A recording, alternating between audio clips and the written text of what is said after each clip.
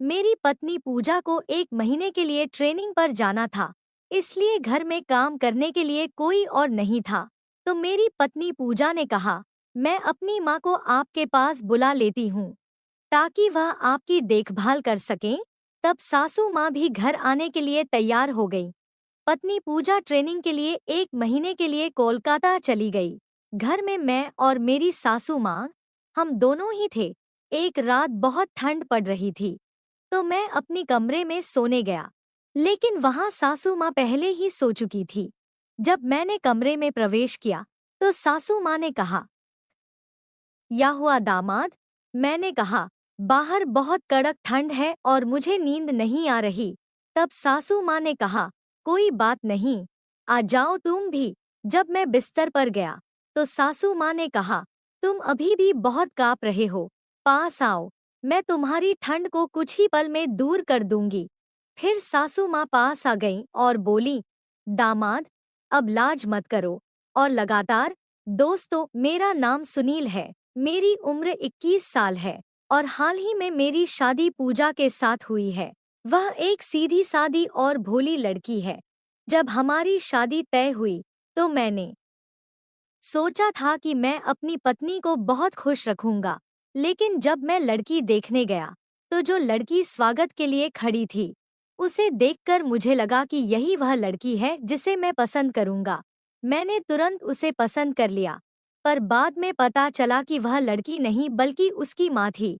इसके बाद लड़की देखने की प्रक्रिया पूरी हुई और हमारी शादी हो गई। मेरी सासू माँ का नाम करिश्मा है। वह दिखने में बहुत सुंदर और आकर्षक हैं। मेरी नजरें अक्सर उन्हीं पर टिक जाती थीं।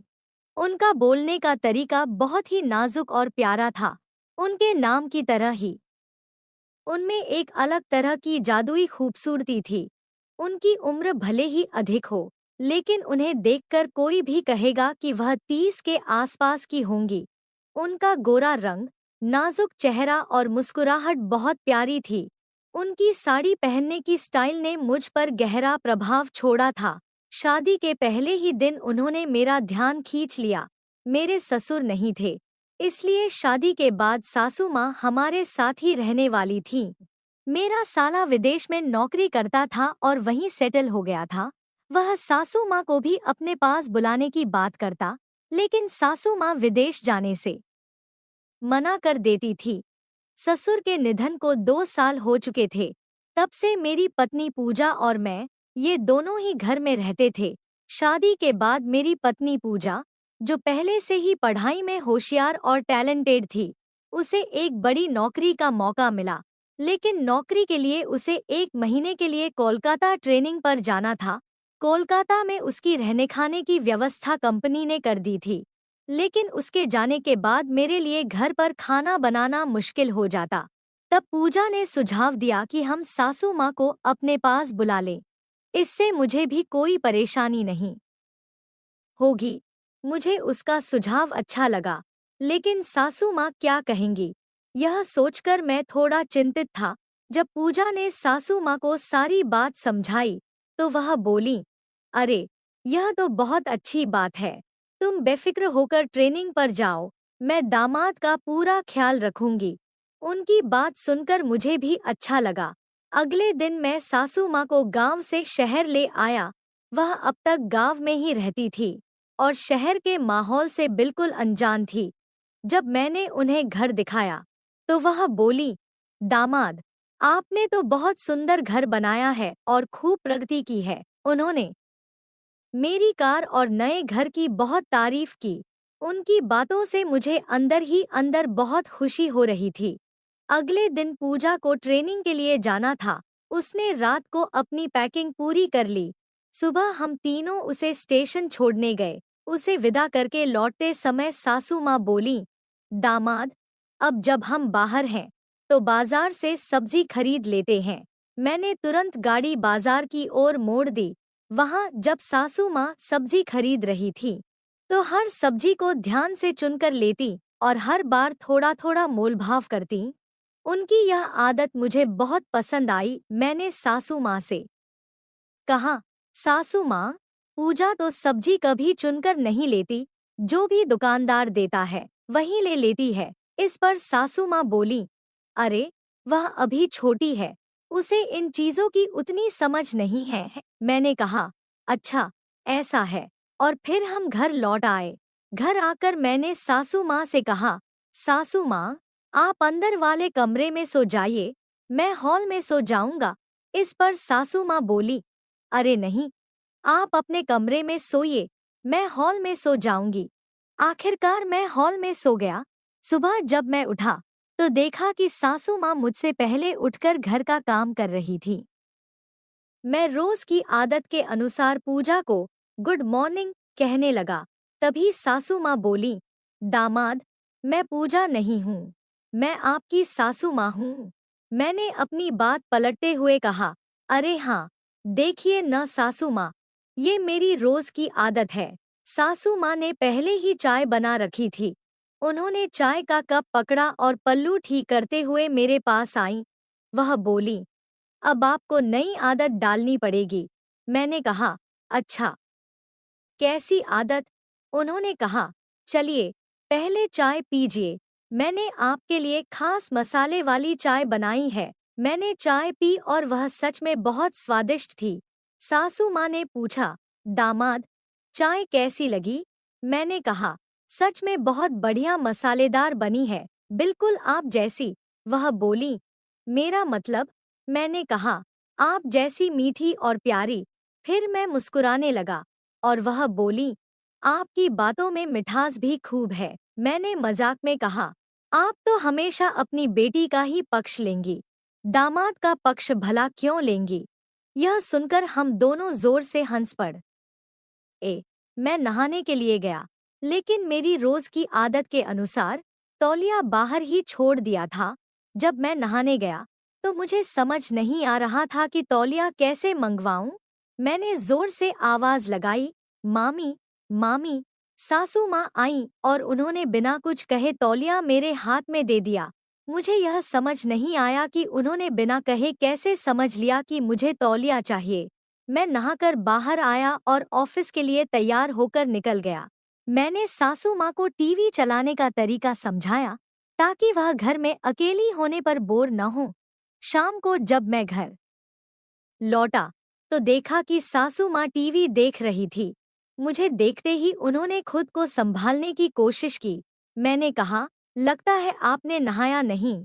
इस पर वह बोली, अरे मैंने तो नहा लिया था। मैंने कहा, लेकिन आपने साड़ी नहीं बदली, इसलिए मुझे लगा कि आपने नहाया नहीं। सासू माँ बोली, दामाद, सच में मुझे अच्छा लगा कि आप छोटी छोटी बातों पर इतना ध्यान देते हैं। मैंने कहा, अरे ध्यान देना तो बनता है, आखिर घर में अब हम दोनों ही तो हैं और आपकी देखभाल करना मेरी जिम्मेदारी है। मैं हाथ मुंह धोकर टीवी देखने बैठा। तब सासू माँ मेरे लिए चाय बनाने चली गईं। उनके घर आने से घर का माहौल एकदम शांत, साफ और खुशनुमा लग रहा था। पूजा जब घर पर होती थी तो मेरे लिए चाय बनाती थी, लेकिन सासू माँ की बनाई चाय और खाने में एक अलग ही स्वाद था। हम दोनों बातें कर रहे थे, तभी सासू माँ ने बताया कि उन्होंने पूजा से फोन पर बात की थी। वह मुझे बहुत याद कर रही थी और मेरे बारे में बहुत कुछ कह रही थी। मैंने पूछा, पूजा क्या कह रही थी? इस पर सासू माँ ने कहा, कुछ खास नहीं, बस ऐसे ही। मैंने थोड़ा और गहराई से पूछा तो उन्होंने बताया, अरे वह कह रही थी कि तुम नहाने जाते समय रोज तौलिया बाहर भूल जाते हो। और यह बात सुनकर मैं हंस पड़ी। सासू माँ भी बोली, हाँ, यह तो तुम्हारी रोज की आदत है। फिर उन्होंने कहा, तुम्हें भी पूजा की बहुत याद आती होगी। मैंने जवाब दिया, हाँ, बहुत याद आती है, लेकिन मैं तो अब 1 महीने तक नहीं आ पाऊंगा। फिर क्या करें? सासू माँ ने मुस्कुराते हुए कहा, अरे मैं हूं ना, तुम्हारी देखभाल के लिए। क्या मैं तुम्हारी किसी चीज की कमी होने दूंगी? और अगर कुछ कमी लगी तो मैं उसे भी पूरा कर दूंगी। यह सुनकर मैं हैरानी से उनकी ओर देखने लगा। फिर मैंने सासू माँ से कहा, सासू माँ, पूजा के जाने के बाद से मुझे हॉल में सोना पड़ रहा है। अब मेरी कमी कौन पूरी करेगा? सासू माँ ने जवाब दिया, दामाद, आप टेंशन मत लीजिए, अगर आपको हॉल में सोने में दिक्कत हो रही है तो आप कमरे में आकर सो सकते हैं। मुझे कोई परेशानी नहीं है और वैसे भी वह बिस्तर काफी बड़ा है। उनकी बातों में कुछ ऐसा था जो मुझे समझ नहीं आ रहा था। मैंने उनसे कहा, ठीक है। फिर हम दोनों ने साथ में खाना खाया। सासू माँ खाने के बाद अपने कामों में लग गई और बाद में कमरे में आई। वह मेरे लिए दूध का गिलास लेकर आई। मैंने कहा, सासू माँ, मुझे शाम को दूध पीने की आदत नहीं है, लेकिन वह बहुत जोर देने लगी, इसलिए मैंने दूध पी लिया। इसके बाद वह बिस्तर के एक किनारे सो गई और मैं दूसरे किनारे पर। हमारे बीच काफी दूरी थी। रात में कब मुझे नींद आ गई पता ही नहीं चला, लेकिन मन में विचार बहुत चल रहे थे। सुबह उठकर मैंने देखा कि सासू माँ अभी सो रही थी। मैं उनकी ओर देखने लगा। वह नींद में बहुत सुंदर लग रही थी। मैं उन्हें निहार ही रहा था कि उनकी आंखें खुल गईं और उन्होंने मुझे देख लिया। वह मुस्कुराकर बोली, दामाद, आप कब उठे?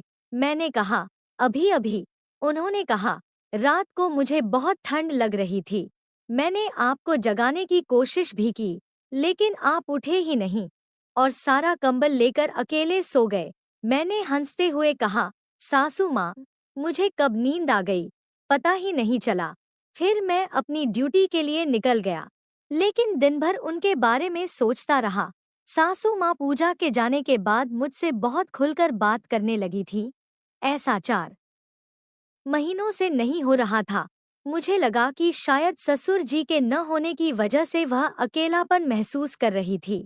शाम को घर लौटने पर रोज की तरह वह मेरी कमरे में आई और हंसते हुए बोली, आज तो ठंड में मुझे मत छोड़ देना। मैंने उन्हें कंबल देते हुए कहा, आप ही लीजिए, मुझे बिना कंबल के भी नींद आ जाएगी।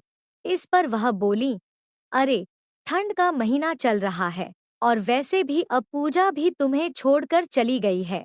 घर में अब तो बस हम दोनों ही हैं। हमें कौन देखने आएगा? मैंने ब्लैंकेट लिया और सोने की कोशिश करने लगा। सासू माँ ने मेरे लिए दूध लाकर रखा था, लेकिन मुझे दूध पसंद नहीं था, इसलिए मैंने उसे नहीं पिया और ग्लास वैसे ही टेबल के नीचे रख दिया। सासू माँ ने पूछा, दूध पिया ना? मैंने झूठ बोलते हुए कहा, हाँ, पी लिया। लेकिन उनके इस सवाल के बाद मुझे नींद नहीं आ रही थी।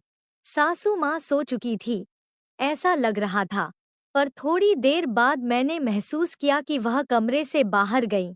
मुझे लगा कि शायद वह किसी काम से गई होंगी। कुछ देर बाद वह वापस आई और मेरे पास बैठ गई। उन्होंने मेरा ब्लैंकेट भी खींच लिया और पूजा की तरह मेरे पास करीब आ गई। मैं समझ नहीं पा रहा था कि क्या हो रहा है और आगे क्या करना चाहिए। आखिरकार मैंने अचानक अपनी आंखें खोल दी और देखा कि सासू माँ ने पास में अपना फोन रखा हुआ था, जिसमें वह सब रिकॉर्ड कर रही थी। मैं डर गया और पूछा, यह आप क्या कर रही हैं? सासू माँ? वह चौंक गई और बोली, तुमने दूध नहीं पिया। मैंने उनकी बातों को समझने की कोशिश कर रहा था, लेकिन कुछ साफ नहीं हो रहा था। मैंने उनसे पूछा, आप फोन में रिकॉर्डिंग क्यों कर रही थी? उन्होंने कोई जवाब नहीं दिया, लेकिन मैंने जल्दी से फोन उठाया और देखा कि उसमें मेरी वीडियो रिकॉर्डिंग हो रही थी। तभी मुझे एहसास हुआ कि सासू माँ ने कल रात दूध में नींद की दवा मिलाई थी और मेरी हालत का फायदा उठाकर मेरी तस्वीरें और वीडियो बना रही थी। मुझे सब समझ में आ गया। मैंने जल्दी से फोन से वीडियो डिलीट कर दिया, लेकिन सासू माँ बोली, करिश्मा के फोन में भी फोटो हैं। यह सुनकर मुझे समझ आ गया कि पूजा भी इस साजिश में शामिल है। सासू माँ ने सारी बातें बतानी शुरू कर दी। मैं चुपचाप उनकी बातें सुनता रहा और फिर 112 पर कॉल किया। 10 मिनट के भीतर पुलिस हमारे घर आ गई। सासू माँ को बिल्कुल भी अंदाजा नहीं था कि मैंने पुलिस को बुला लिया है। मैंने पुलिस को पूरी घटना बताई। तब सच्चाई सामने आई कि पूजा और सासू माँ असल में माँ बेटी नहीं, बल्कि बहनें थीं।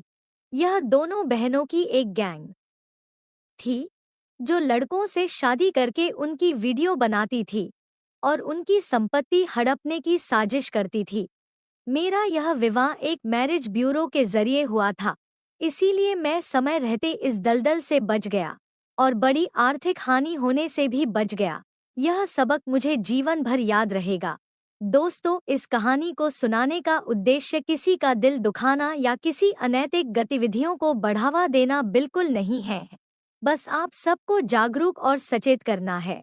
समाज में ऐसी घटनाएं से आप सतर्क रहें और दूसरों को भी सतर्क करें। अगर आपको मेरी कहानी पसंद आई हो तो वीडियो को लाइक, चैनल को सब्सक्राइब करने के साथ इस वीडियो को ज्यादा से ज्यादा लोगों को शेयर करें।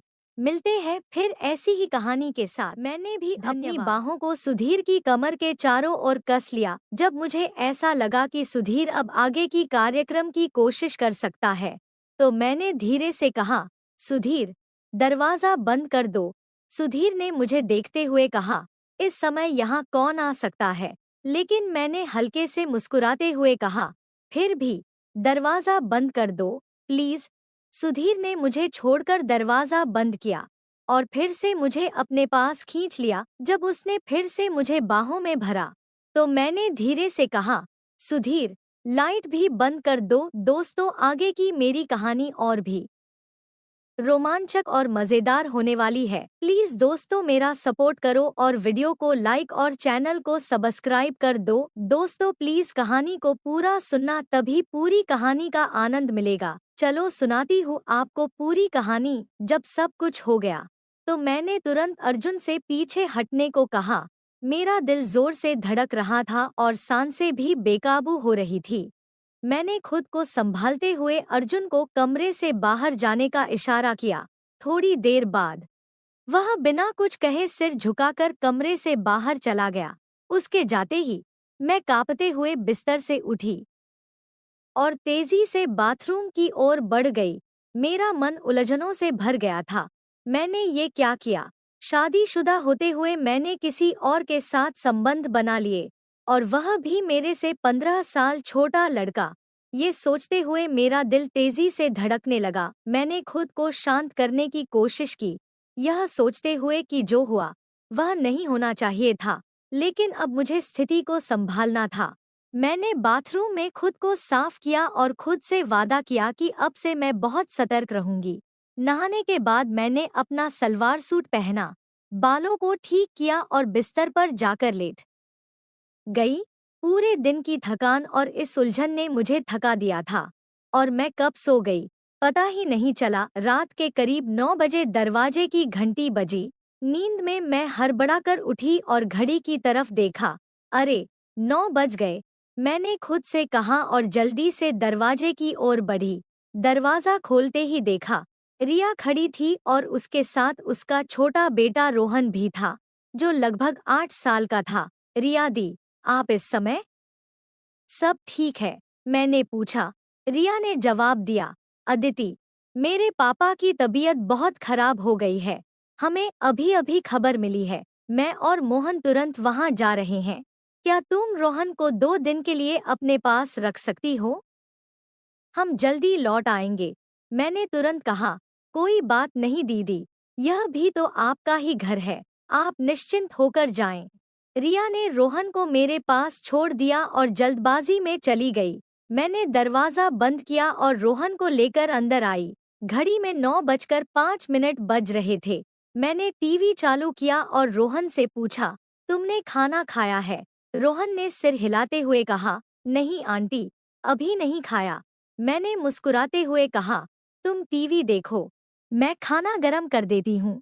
मैं किचन में गई और खाना गरम करने लगी। खाना पर्याप्त था, इसलिए मुझे चिंता करने की जरूरत नहीं थी। खाना गरम कर टेबल पर रखा और रोहन को खाना परोस दिया। मैं भी उसके साथ कुर्सी पर बैठ गई। अर्जुन अभी तक खाना खाने नहीं आया था और मैं खुद उसे बुलाने नहीं जाना चाहती थी। मेरी नजरें उससे मिलने में असहज थी। मैं सोच रही थी, जो हुआ उसमें गलती किसकी थी, मेरी या अर्जुन की? जैसे ही अर्जुन के कदमों की आहट सुनी, मैं अपने विचारों से बाहर आई। बिना उसकी ओर देखे मैंने कहा, खाना खा लो अर्जुन, मैंने गरम कर दिया है। वह सामने की कुर्सी पर बैठ गया और चुपचाप खाने लगा। मैं भी खाना खा रही थी, लेकिन मेरी नजरें बार बार झुक रही थी।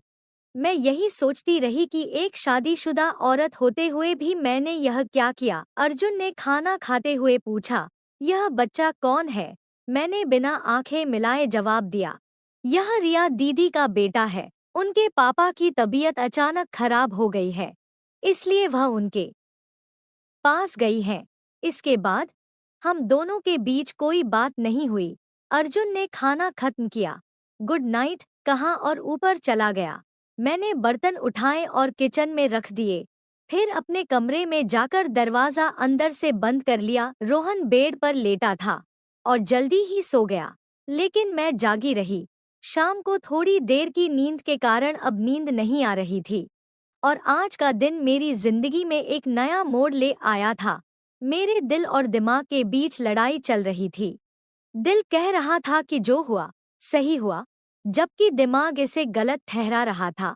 दिल यह भी कह रहा था कि शादीशुदा होते हुए भी मैं एक अधूरी जिंदगी जी रही थी, और अगर किस्मत ने मेरे लिए कोई रास्ता खोला तो क्या उसमें कोई बुराई है। इन्हीं ख्यालों में खोई हुई थी कि अचानक दरवाजे पर दस्तक हुई। घर में मेरे और रोहन के अलावा केवल अर्जुन ही था, तो दस्तक देने वाला अर्जुन ही हो सकता था। मेरा दिल तेजी से धड़कने लगा। मैंने चुपचाप लेटे रहने की कोशिश की, लेकिन दस्तक फिर से हुई। कहीं रोहन जाग ना जाए, यह सोचकर और किसी गलतफहमी से बचने के लिए मैंने धीरे से उठकर दरवाजा खोला। सामने अर्जुन खड़ा था। उसे देखकर मैं थोड़ी चौंकी और कहा, अब क्या है? क्यों आए हो? अर्जुन ने धीमी आवाज में पूछा। दीदी, क्या मैं अंदर आ सकता हूँ? मैंने उसे मना करते हुए कहा, नहीं, तुम जाओ यहाँ से। इतना कहकर मैंने दरवाजा बंद कर दिया। मेरी सांसें तेज हो रही थी और दिमाग में कई सवाल उठ रहे थे। मैं सोचने लगी, यह अंदर क्यों आना चाहता है? क्या वह फिर से कुछ गलत करेगा? नहीं, ऐसा नहीं हो सकता। रोहन भी तो कमरे में है। एक बार जो गलती हो गई वह काफी है, अब ऐसा नहीं हो सकता। लेकिन तभी मेरे दिल के एक कोने से एक और आवाज आई, तो क्या हुआ अगर ऐसा हो भी गया? आखिरकार सबकी जिंदगी में ऐसे मौके आते हैं। अब जब एक बार हो ही चुका है, तो अगर दोबारा हुआ तो क्या फर्क पड़ जाएगा? पिछले कई सालों से तुमने अपने आप को रोक रखा है। अब जब मौका मिला है तो इसे गंवाना ठीक नहीं है। जिंदगी में ऐसे मौके बार बार नहीं मिलते। मैं बिस्तर पर बैठी विचारों में डूबी रही। अगर मौका मिला है तो क्या इसे छोड़ देना चाहिए? पिछले कई सालों से जिंदगी एक ठहराव में है और यह भी उसी तरह बीत जाएगी। अर्जुन तो अभी जवान है, उसकी जिंदगी में और भी अवसर आएंगे, लेकिन मेरे लिए, मेरे पास तो यह एक ही मौका है। क्या मुझे भी जिंदगी का लुत्फ उठाने का हक नहीं है? इन विचारों में उलझी हुई मेरा मन और दिमाग एक जंग में फंस गए। आखिरकार मेरे मन की आवाज ने दिमाग की तर्कों पर जीत हासिल कर ली। मुझे अर्जुन के प्रति अपने पिछले व्यवहार के बारे में सोचकर कुछ अफसोस होने लगा। मैं मुस्कुराते हुए उठी और अलमारी में से एक आकर्षक लाल रंग का जोड़ा निकालकर पहनने का विचार किया। फिर बाथरूम में जाकर कपड़े बदले और कमरे में आकर हल्का फुल्का मेकअप किया। मैंने लाल रंग की ऊंची एड़ी की सैंडल भी पहनी और यह सोचकर मुस्कुराई कि अगर अर्जुन मुझसे नाराज भी हुआ तो वह मेरे इस रूप को देखकर निश्चित रूप से खुश हो जाएगा। मैंने रोहन की गहरी नींद में होने की तसल्ली कर ली और कमरे की लाइट बंद करके धीरे धीरे सीढ़ियों से ऊपर जाने लगी। मेरा दिल जोर जोर से धड़क रहा था। जब मैं ऊपर पहुंची तो देखा कि अर्जुन के कमरे का दरवाजा खुला था और अंदर हल्की रोशनी थी। लेकिन जब मैंने अंदर देखा तो अर्जुन वहां नहीं था। पीछे से किसी के कदमों की आहट सुनाई दी तो मैंने पलटकर देखा। अर्जुन के हाथ में एक गिलास था, जिससे यह लग रहा था कि वह छत पर कुछ देर समय बिता रहा था। अर्जुन मेरे करीब आया तो मैंने झिझकते हुए पूछा, तुम अब तक सोए नहीं? अर्जुन ने आगे बढ़कर मेरे एक हाथ को अपने हाथ में थाम लिया। उसकी नजदीकी से मेरे दिल की धड़कनें तेज हो गईं। अर्जुन ने मुस्कुराते हुए कहा, मुझे यकीन था कि आप आएंगी। उसने धीरे से मुझे अपनी तरफ खींचा और मैं बिना किसी प्रतिरोध के उसके पास चली आई। अर्जुन ने मुझे अपनी बाहों में भर लिया और इस नज़दीकी से मुझे एक अजीब सा सुकून महसूस हुआ। मैंने अर्जुन के सीने में अपना चेहरा छुपा लिया और धीरे से बोली, अर्जुन, मुझे डर लग रहा है। अर्जुन ने मुझे और भी स्नेह से अपनी बाहों में कस लिया और पूछा, डर किस बात का भाभी? मैं उसकी बाहों में थोड़ी असहज महसूस कर रही थी, लेकिन एक अजीब सा आकर्षण भी महसूस हो रहा था। मैंने धीरे से फुसफुसाते हुए कहा, कोई देख ना ले। अर्जुन ने शांत स्वर में कहा, यहाँ और कौन है जो देखेगा? मैंने चिंतित होते हुए कहा, नीचे रोहन है, वह जाग सकता है। अर्जुन ने मुझे आश्वस्त करते हुए कहा, अरे, वह अभी बच्चा है, उसे इस समय कुछ समझ नहीं आएगा। मेरी चिंता बरकरार थी। मैंने थोड़ा रुककर कहा, लेकिन अगर कुछ गलत हो गया तो? अर्जुन को कुछ समझ में नहीं आया तो उसने पूछा, क्या मतलब? मैं थोड़ी शर्माई और फिर धीरे से बोली, अगर मैं गर्भवती हो गई तो? यह बात सुनकर अर्जुन ने मुझे शांत करते हुए कहा, ऐसा कुछ नहीं होगा। उसने मुझे भरोसा दिलाने के लिए मेरी पीठ को हल्के से थपथपाया। मैंने उसकी ओर सवालिया नजरों से देखा तो अर्जुन ने मुस्कुराते हुए कहा, अगर आपको किसी तरह की चिंता है तो मैं बाजार से दवाई ले आऊंगा। मैंने अर्जुन की बात पर हल्की सी मुस्कान दी और अपना सिर झुका लिया। अर्जुन ने मुझे अपने पास और कस लिया, लेकिन मैंने हिम्मत जताकर कहा, अर्जुन, अभी नहीं, यहाँ नहीं। अर्जुन मेरे संकेत को समझ गया और उसने मेरा हाथ थामकर मुझे अपने कमरे की ओर ले गया। जब मैं कमरे में पहुंची तो मेरी धड़कनें तेज हो गईं। शाम को जो कुछ भी हुआ था वह इतनी तेजी से बीता कि मुझे ठीक से समझ में ही नहीं आया। कमरे में प्रवेश करते ही अर्जुन ने लाइट जलाई और फिर धीरे से मुझे अपनी बाहों में भर लिया। मैंने अपनी पीठ को अर्जुन के सीने से सटा दिया। हालांकि मैं थोड़ी घबराई हुई थी। अर्जुन के हाथ में अभी भी शराब का आधा भरा हुआ गिलास था। उसने धीरे से मेरी गर्दन पर अपने होंठ रखे, जिससे मेरा दिल जोर से धड़कने लगा। अर्जुन ने हल्की आवाज में कहा, आज तो आपका हुस्न कुछ खास ही लग रहा है। अर्जुन के होंठ मेरी गर्दन पर और उसका एक हाथ धीरे धीरे मेरी कमर के पास घूम रहा था।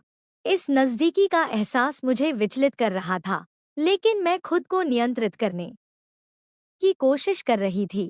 पहले भी मैं शादीशुदा थी, लेकिन इस तरह की अनुभूति मैंने पहले कभी महसूस नहीं की थी। अर्जुन ने मेरी गर्दन को चूमते हुए कहा, आपकी खूबसूरती ने तो मुझे घायल कर दिया है। फिर उसने अपने हाथ में पड़े हुए गिलास को मेरे होठों के पास ले जाकर कहा, थोड़ा सा ले लो भाभी। मैंने उसकी पेशकश को हल्की मुस्कान के साथ मना करते हुए कहा, नहीं अर्जुन, मैंने कभी नहीं पी है। मैंने गिलास को धीरे से अपने होठों से दूर कर दिया। थोड़ा सा पीकर देखो भाभी, जब आपके इन सुर्ख होठों से यह स्वाद मिलेगा तो इसका असर अलग ही होगा। अर्जुन ने मेरी गर्दन पर हल्के से होंठ फिराते हुए कहा। मैं पहले से ही अर्जुन की बातों में खोई हुई थी और उसकी मधुर बातों से मेरी सभी मानसिक हिचकिचाहट समाप्त हो गई। सुधीर ने जैसे ही गिलास फिर से मेरे होठों के पास लाया तो मैंने हिचकिचाते हुए गिलास से कुछ घूंट लिए। शुरुआत में मुझे इसका स्वाद थोड़ा कड़वा लगा, लेकिन कुछ और घूंट पीने के बाद इसका स्वाद मुझे अच्छा लगने लगा। इस दौरान सुधीर एक हाथ से मेरे कंधों को हल्के से छूते हुए धीरे धीरे गिलास में मौजूद सारी शराब मुझे पिलाता रहा। इसके बाद सुधीर ने मुझे अपनी ओर मोड़कर मेरी ओर देखते हुए बोला, भाभी, आप आज बहुत ही सुंदर लग रही हैं और इन हाई हील सैंडलों में आपके नाजुक पैर तो बस देखते ही रह जाते हैं। दिल करता है कि इन्हें छू लूं। मुझे शराब का हल्का असर होने लगा था। अपनी तारीफ सुनकर मैं पहले थोड़ा झिझकी, लेकिन फिर मुस्कुराते हुए बोली, तो किसने रोका है? अपनी चाहत पूरी कर लो। इतना सुनते ही सुधीर ने मेरे पैरों को बड़े सम्मान के साथ हल्के से छुआ और मेरी सैंडल के तनी को ध्यान से देखा। मुझे यकीन नहीं हो रहा था कि कोई मुझे इतनी गहराई से पसंद कर सकता है कि मेरे पैरों को इस तरह से सराहे। मेरे अंदर एक नई सी अनुभूति दौड़ने लगी। मेरे पैरों को सम्मानपूर्वक छूने के बाद सुधीर ने मुझे अपनी बाहों में लेकर हल्के हल्के मेरी गर्दन पर चुंबन दिया। मैं भी सुधीर की बाहों में एक सुकून महसूस कर रही थी। शराब का हल्का असर मेरी खुशी को और बढ़ा रहा था। मैंने भी अपनी बाहों को सुधीर की कमर के चारों ओर कस लिया। जब मुझे ऐसा लगा कि सुधीर अब आगे की कार्यक्रम की कोशिश कर सकता है, तो मैंने धीरे से कहा, सुधीर, दरवाजा बंद कर दो। सुधीर ने मुझे देखते हुए कहा, इस समय यहाँ कौन आ सकता है? लेकिन मैंने हल्के से मुस्कुराते हुए कहा, फिर भी दरवाजा बंद कर दो, प्लीज। सुधीर ने मुझे छोड़कर दरवाजा बंद किया और फिर से मुझे अपने पास खींच लिया। जब उसने फिर से मुझे बाहों में भरा, तो मैंने धीरे से कहा, सुधीर, लाइट भी बंद कर दो।